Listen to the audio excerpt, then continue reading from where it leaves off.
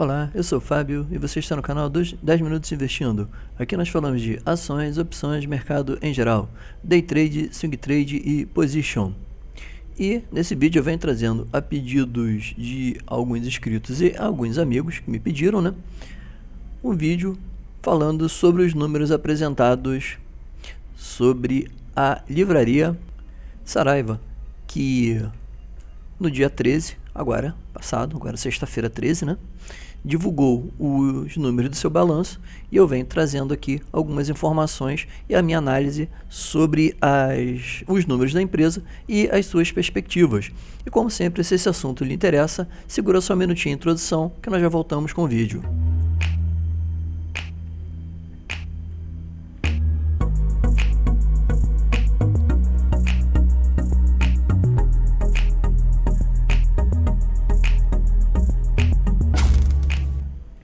Lembrando sempre que o material divulgado nesse vídeo não é recomendação de compra e venda e tem por finalidade unicamente caráter informativo e educacional, assim como as empresas descritas não são recomendação de compra, venda e investimento, sendo única e exclusivamente do investidor a tomada de decisão ou abertura de conta nas corretoras ou bancos que ora aqui sejam citados. Bom, como eu já falei, saíram os números do segundo trimestre agora na sexta-feira 13, fatídica sexta-feira 13, da livraria Saraiva. E como essa é uma ação que fez parte daquela nossa série, das ações mais baratas, ações com valores até R$2, que deu início, na realidade, ao nosso canal, toda vez que sai algum fato relevante ou algo importante ou interessante de alguma daquelas empresas que nós citamos naquela sequência de vídeos, eu sempre trago aqui para o canal junto para vocês. E entre elas nós falamos justamente, uma das empresas, era justamente a livraria Saraiva. E o que nós temos para todo efeito para a livraria Saraiva? Só para relembrar um pouquinho, livraria Saraiva. Ações da livraria Saraiva são sobre os códigos SLED 3 e SLED 4. O nível dela é o nível 2 de mercado, ou seja, é negociado no segundo nível de mercado, abaixo, é claro, do maior grau de governança, que no caso seria o novo mercado. Não é o caso das ações da Saraiva, até que para ela entrar para o novo mercado, o primeiro critério seria a modificação de governança, e possuir apenas ações do tipo ordinárias. Bom, o release de informações da Saraiva, ela veio bem, não pode dizer que precário, seria a colocação mais correta, mas ele veio bem simples, com bem poucas informações na realidade, ainda citando alguns motivos pela qual a empresa encontra a situação. Lembrando que a Saraiva é uma empresa que, assim como a Oi e outras empresas da nossa bolsa, está com um pedido de recuperação judicial, que foi iniciada em novembro de 2018, e dentro das informações ela traz algumas coisas relativas aos cenários que vieram acontecendo com o Brasil e principalmente com o mundo nos últimos, pode-se dizer que 1 ano e meio.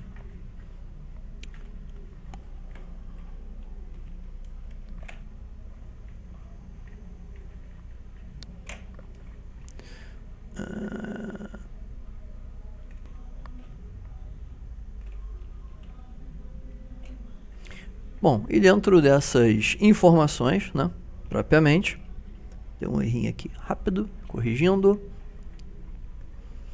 Ela traz dentro da mensagem do administrador, desde o início da pandemia, há mais de um ano, a companhia sofreu com efeitos de política de restrição varejista do físico brasileiro. O impacto negativo nas receitas e margens foram relevantes no resultado durante todo esse período. Ok. Com a redução do número da pandemia, no final do trimestre, foi possível identificar a força nas lojas que aumentou e a confiabilidade da capacidade de entregar resultados melhores em um futuro próximo. Ou seja, o que ele já está dizendo aqui? Que ainda não é dessa vez que vai se ver a luz no fim do túnel. A nova diretoria da companhia, que iniciou seus trabalhos no início do ano e nesse segundo trimestre, mesmo após a segunda ano de pandemia, começa a demonstrar uma melhoria efetiva da operação. Nesse mês foram reposicionadas as lojas do Shopping Jundiaí e ABC Plaza a um tamanho mais adequado, e a estratégia de diversificação das editoras voltaram a vender de forma consignada para a companhia, ou seja, nem conseguir comprar ela estava conseguindo. Aí ele fala aqui sobre a questão, vamos assim, o pedido judicial, né? Readequação do mix de produtos que foram descontinuados, categorias que possuíam menor rentabilidade e maior demanda de capital de giro, né? Ou seja, deixaram de comprar aquilo que para todos os efeitos tinha dificuldade de venda e acabava criando um volume muito grande dentro da loja e passaram a comprar aquilo que tem uma maior circulação. Ainda com a redução adicional de quadro de funcionários da companhia, além do encerramento de 2 centros de distribuição, né? Inclusive ele está tentando vender um desses centros de distribuição. Redução das despesas operacionais, negociação da revisão dos principais contratos com fornecedores, serviços, redução do escopo de prioridade, ou seja, está tentando reduzir de tudo quanto é lado, enxugar de tudo quanto é forma a empresa para fazer com que a empresa se torne mais leve.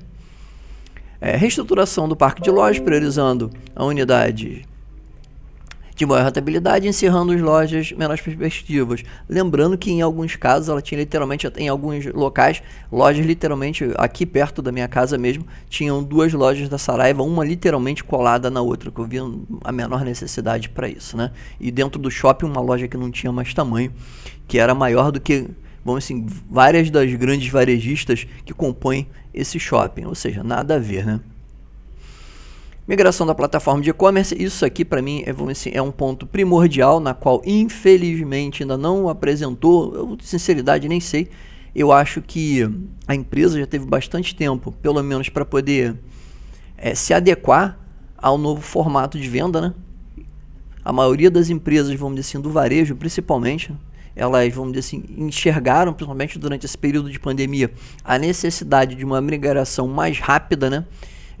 Para plataforma de e-commerce, né? Ou seja, as vendas para todos os efeitos via site, e a empresa que para mim era uma coisa que ela, vamos dizer, estaria priorizando, parece que por enquanto ela não conseguiu chegar a um consenso, né?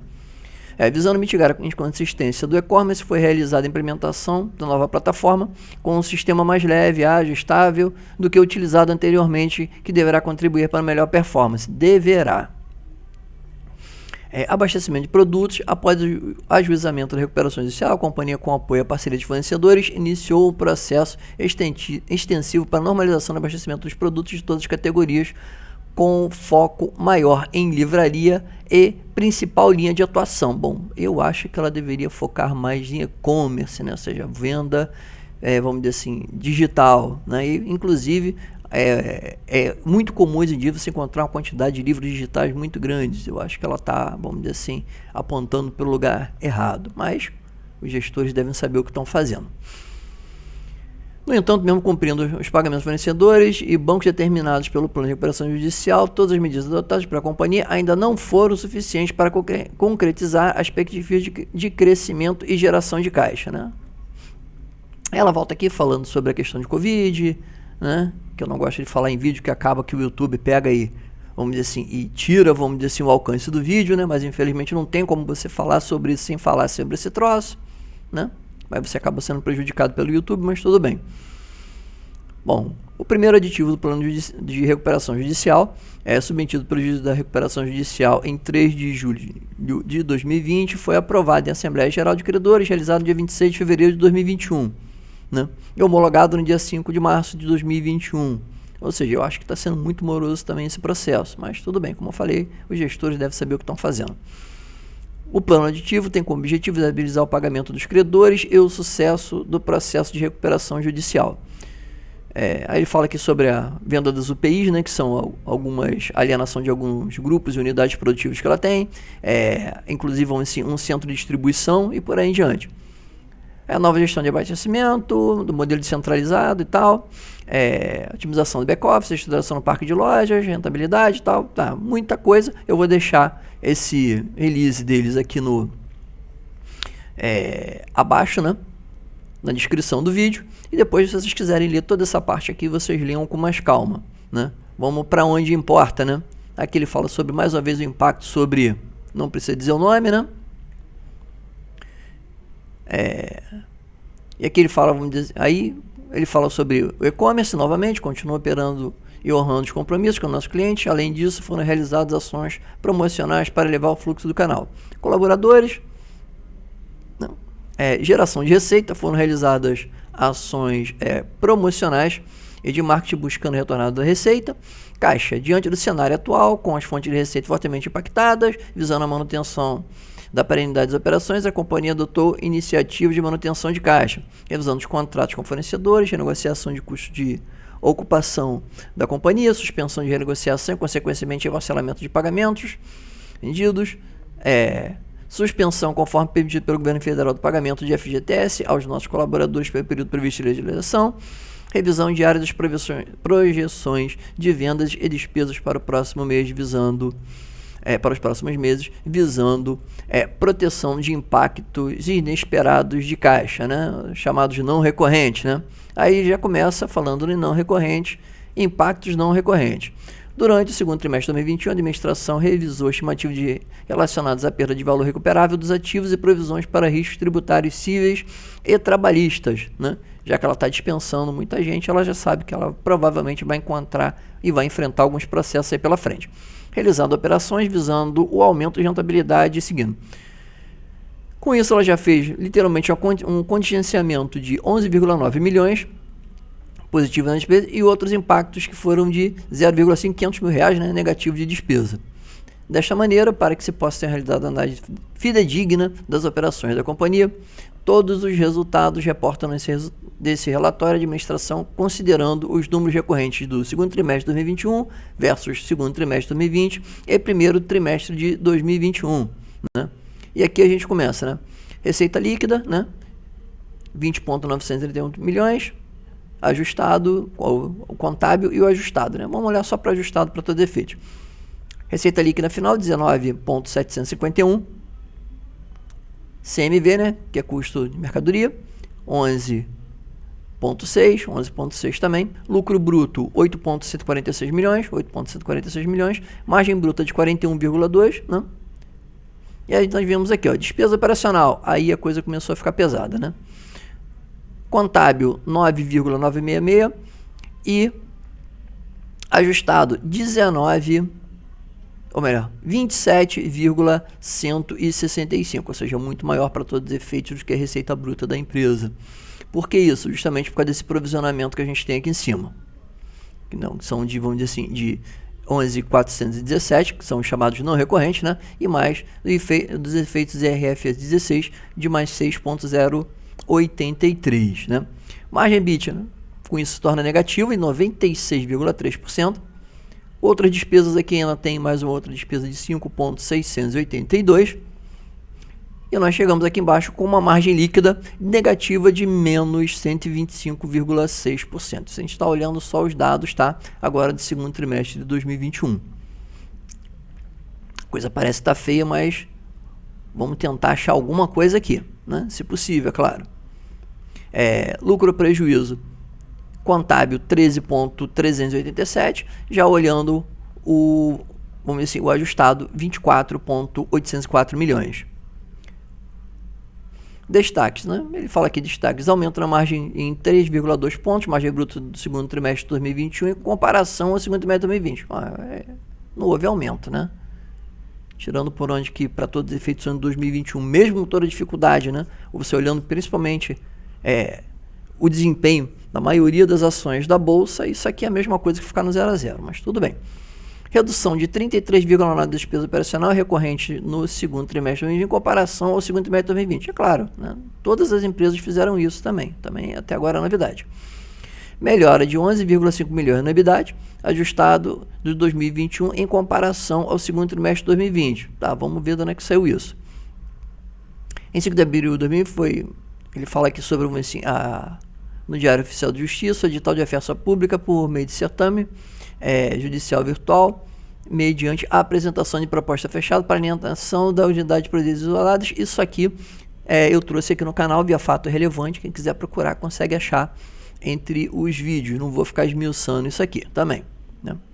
Evento subsequente, né? Não vamos ficar batendo isso aqui. Como eu falei, quem quiser depois olha. Acho que o que a gente tem que olhar, que é o importante, é justamente aqui, né? Então nós temos aqui, já vamos começar a puxar já a brincadeira para ficar certo, né? O que nós temos para... Vamos dar uma olhada. Primeiro, aqui no nosso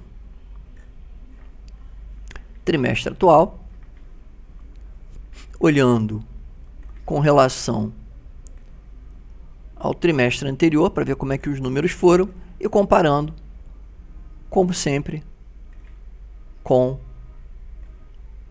o trimestre equivalente do ano anterior. Então, o que nós temos? Receita bruta, lojas mais e-commerce, né? Do segundo trimestre de 2021 para o segundo trimestre de 2020, houve uma redução. Ou seja, uma redução o quê? Na receita bruta, tanto vindo pelas lojas quanto pelo e-commerce. E a gente olhando isso aqui desdobrado, né? Lojas físicas, né? No segundo trimestre de 2021 teve uma melhora boa, né? Até da ordem de 268,3%, né? Saindo de 4,637 milhões para 17,077 milhões, uma melhora de 268%. Porém, se nós olharmos em relação ao primeiro trimestre de 2021, ficou bem no 0 a 0. Beleza, até aí com uma diferencinha, né? Trimestre a trimestre olhando de menos 1,1. Ok. Aqui que eu acho que, vamos dizer assim, que a empresa está pecando, né? E muito, tá? Não é pouco não, muito. Justamente aqui na questão do e-commerce, né? Que seriam as vendas, né? Via site, né? Bom, a empresa, ela vendia via site em 2020, na época, naquele período ruim, né? 23,323 milhões. E agora vende apenas 3,314 milhões. Ou seja, uma redução de 85,8% olhando trimestre a trimestre, né, para frente, e olhando para trás ainda com uma redução, né, se olhar o primeiro trimestre de 2021 com uma redução também de 51,1%. Ou seja, o que deveria, a meu ver, que seria uma forma da empresa tentar se reestruturar, tentar se levantar, é justamente onde, por enquanto, ela continua pecando. Ela conseguiu perder, para todos os efeitos de margem, no principal, né, atrativo para todos os efeitos, provavelmente de todo esse período de pandemia, que era justamente as vendas online, né, que ela não conseguiu sustentar, até porque ela teve um grande problema com seus fornecedores. Mas aí é uma questão que não dá nem para se comentar para todos os efeitos, né? Receita líquida, loja mais e-commerce, segundo trimestre de 2021, 19.751. Segundo trimestre de 2020, maior, 27.702. E menor também do que no primeiro trimestre de 2021, que foi de 23.401. Uma queda de 20 em relação ao trimestre a trimestre e uma queda de 15,6 em relação ao trimestre anterior. Ou seja, está bem complicado o negócio. E olhando no geral, que as lojas físicas, olhando a receita líquida, né? Mesma situação. Ela perdeu mais uma vez, né? Muito marketing para todos os efeitos, né? Muito market share na realidade. Não sei para quem, sendo bem sincero, que eu não sei propriamente, pelo menos na bolsa nós não temos, que eu lembre, né? Ou que eu conheço alguma empresa que concorra com ela nesse segmento. Saindo no primeiro trimestre de 2021 de 6,743 milhões para 3,224 milhões, e os dois muito menores do que no segundo trimestre de 2020, que era de 23,094 milhões. Ou seja, ela se enrolou muito, a meu ver, porque em vez de ela investir pesado nas vendas digitais, ou seja, via site, ela acabou perdendo o pouco que ela já vendia em loja física, que já estava muito abaixo nessa época aqui, se nós olharmos, já estava com uma venda insignificante para todos os efeitos. A venda dela maior já era via site e ela acabou perdendo justamente o que poderia sustentar pelo menos a empresa em margens consideráveis, e que com isso, vamos dizer que, como a gente sabe, né, lucro e preço de ação acompanha o que? O lucro da empresa. Empresa sem lucro, a cotação está pagando por isso, e automaticamente os acionistas. Margem bruta, segundo trimestre de 2021, está em 41,2%, menor do que no segundo trimestre de 2020, menos 1,3 pontos percentuais, porém maior um pouco do que a margem no segundo trimestre de 2021, uma melhora de 3,2%. Como eu falei, bem 0 a 0. Despesas operacionais, ela conseguiu reduzir bastante, né? Mas isso foi todas as empresas que passaram nesse período de pandemia para readequação reduziram, né, as suas despesas operacionais, até por causa de redução de pessoal, menos gente trabalhando, vamos dizer assim, nas empresas, muita gente trabalhando home office, né? Isso foi uma tendência natural. EBITDA ajustado, Saldo EBITDA negativo de 30.541 no segundo trimestre de 2020 para um EBITDA negativo de 19.019, uma melhora para todos os efeitos de 37,7%. E melhora um pouquinho, né, em relação ao EBITDA do primeiro trimestre de 2021, que foi de 16 pior na realidade, né, um pouco, que foi de 16,334. Margem EBITDA, como a gente vê, margem negativa, né, não tem para onde pular. Margem líquida ajustada também negativa, né, tá na cara aqui, não tem nem o que esconder para todos os efeitos, né. Tá justamente aqui.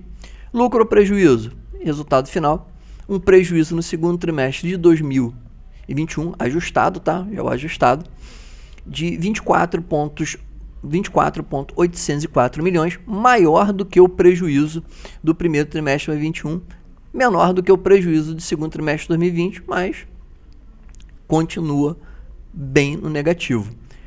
Margem líquida ajustada, negativa também, né? Não precisa nem comentar muita coisa. Crescimento nas lojas foi um ponto positivo, né? Talvez o único ponto positivo no final das contas, né? Que houve um crescimento nas lojas do segmento de 381,7% no segundo trimestre de 2021, revertendo uma redução de 65,3% no primeiro trimestre de 2020 e uma redução também em relação ao trimestre de 94,7%, uma variação de 476,4 pontos. Crescimento no e-commerce, não houve crescimento, na realidade ela encolheu no e-commerce.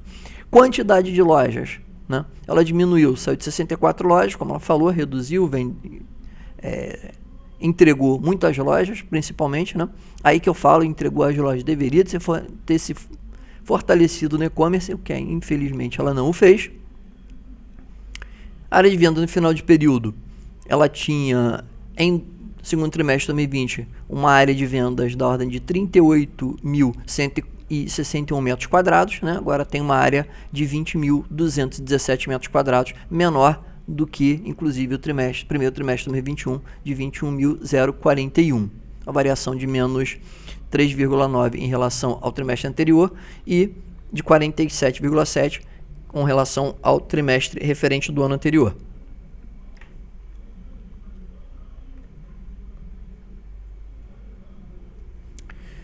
Ela coloca aqui resultados. Receita no segundo trimestre de 2021, receita bruta alcançou um valor de 20,4 milhões, uma queda de 27,1% quando comparado, né, ao segundo trimestre de 2020. Ou seja, ela conseguiu ter nesse ano, mesmo com a melhora para todo efeito geral da economia, ainda conseguiu ficar abaixo do que o segundo trimestre de 2020, justamente naquela época complicada, né? Bem que ela pegou o primeiro e segundo mês razoáveis.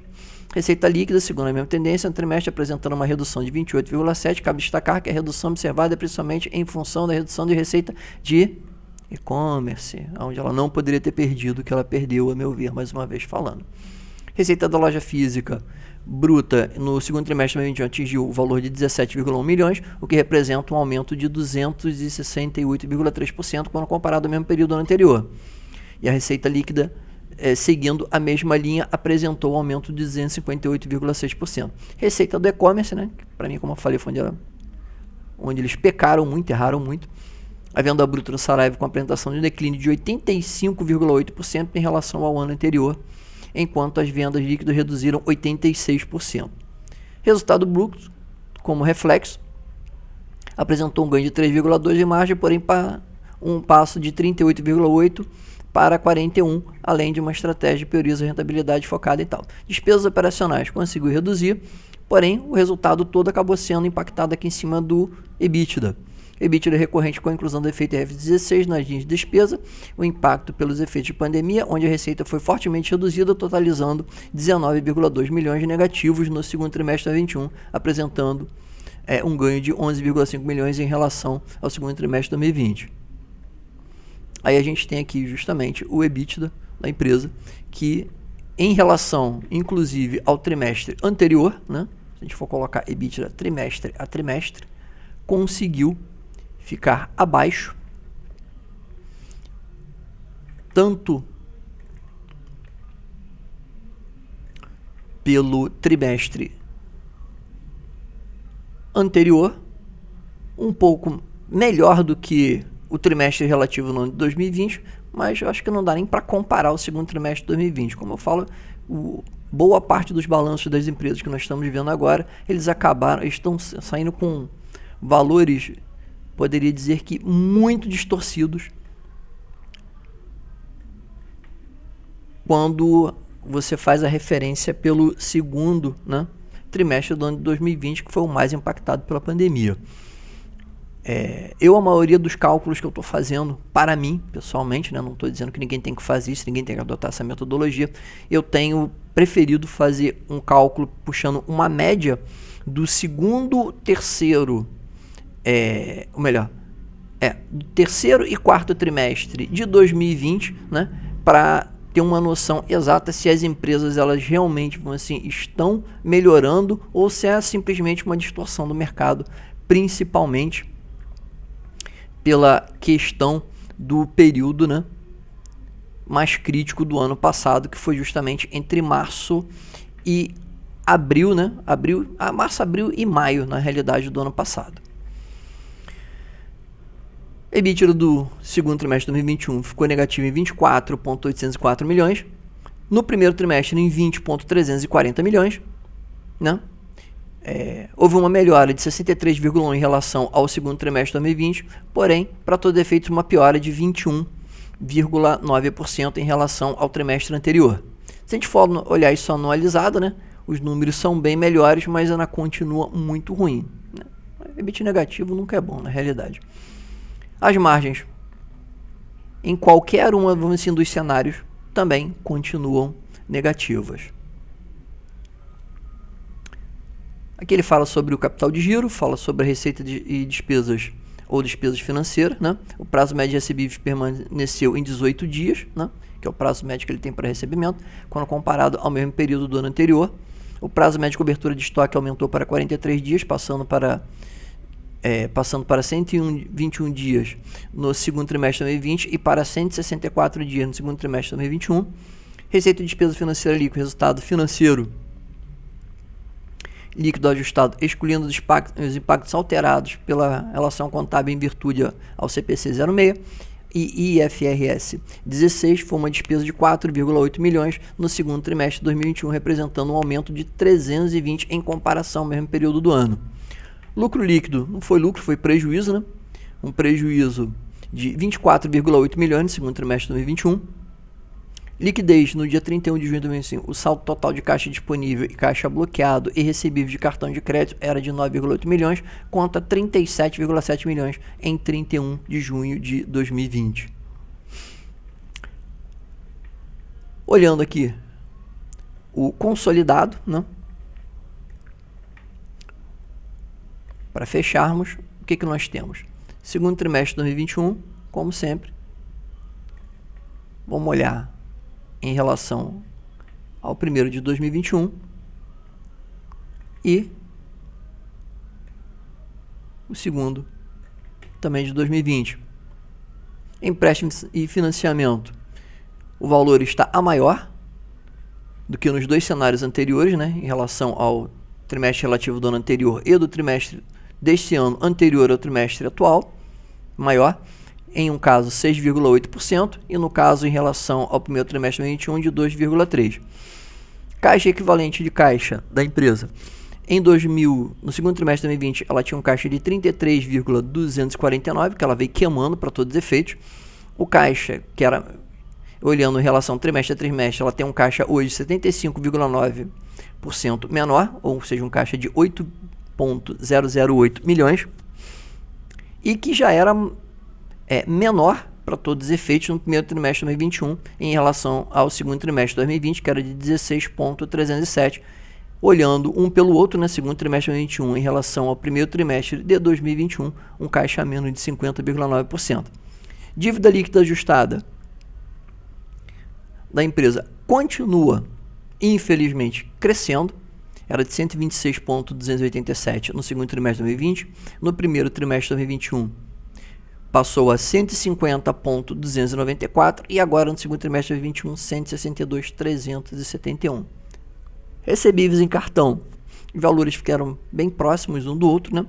E a dívida líquida consolidada da empresa está em 160,558 milhões. Tá?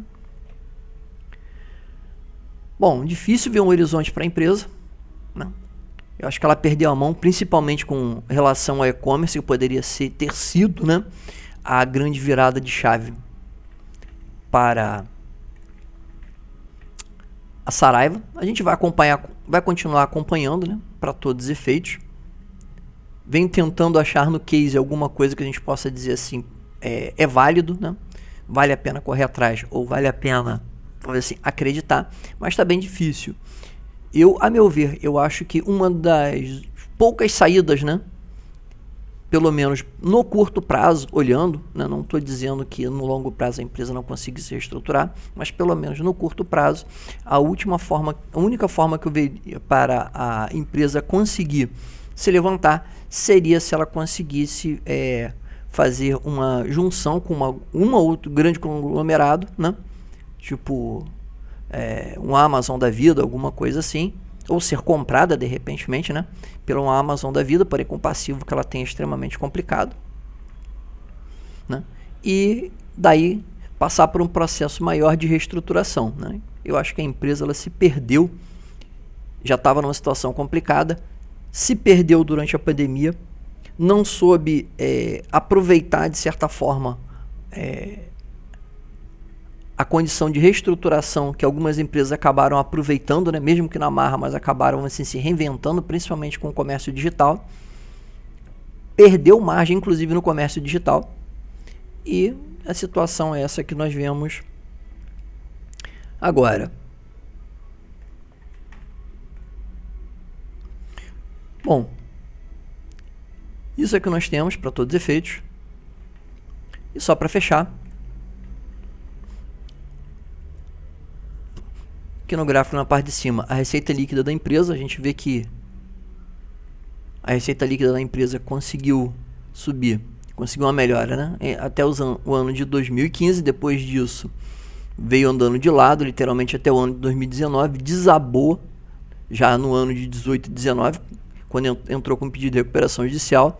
20 piorou, 21 por enquanto, nada a declarar, como pode-se dizer, em relação à receita da empresa. Aqui embaixo a gente tem a cotação da Gilead 4, cotada a 53 centavos, né? Andando de lado também para todos os efeitos. Na cotação de sexta-feira, fechou a 53 centavos, uma alta de 1,92%. Ela tem PL negativo de 0,12, o preço sobre valor patrimonial também negativo de 0,6, um dividend yield, claro, não paga porque tem recuperação judicial e não gera caixa, né? Não tem payout. Crescimento nos últimos 5 anos, ela encolheu 48,3%, valorização nos últimos 12 meses de menos 30,26% e valorização nos últimos 30 dias de menos 8,62%. É isso que nós temos por hoje, né? Infelizmente, como eu disse, é muito complicada a situação da empresa, né? Não consigo ver uma luz no fim do túnel, pelo menos por enquanto, né? Mas continuamos acompanhando. Qualquer novidade, como sempre, eu trago aqui para vocês. Se você chegou aqui pelo canal a primeira vez, inscreva-se, ative o sininho para receber nossas notificações, deixe seu like ou seu dislike, não tem problema. E quem puder e quem quiser ajudar o canal, compartilhe nossos vídeos para que possamos cada vez estar trazendo mais conteúdo relevante para todos. E como sempre, muito obrigado a todos e bons investimentos.